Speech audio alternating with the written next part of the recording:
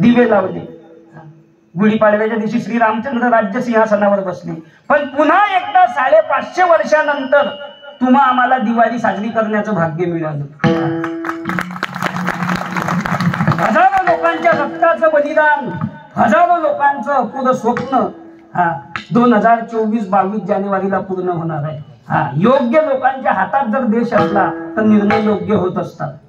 आपल्याला राजकारणाचं घेणं नाही, पण जो आपल्या धर्माचा ज्याला अभिमान तो माणूस आपला, मग तो कोणी असो, आपल्या पाठीशी जो आपल्या पाठीशी उभा राहते तो आपला. गावामध्ये बी कोण आपला, जो आपल्या पाठीशी उभा राहील तो आपला. लय भावबंद आहे, पण आपण गाडी घेतली आणि त्याला चमक निघली, काय करता त्याला? तो काही कामाचा नाही. पण एखादा आपल्या जातीचा नशील पण आपल्या पाठीशी सुखा दुःखात सोबत आहे तो आपला.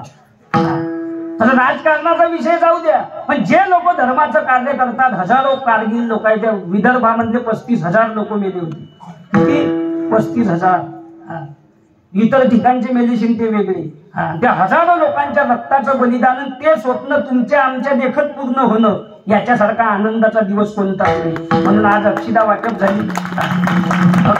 झाली सुंदर अशा प्रकारे. भगवंताच्या गजरामध्ये आमच्या माऊलीने सुंदर गायनामध्ये महाराज अक्षिदा वाटप केल्या.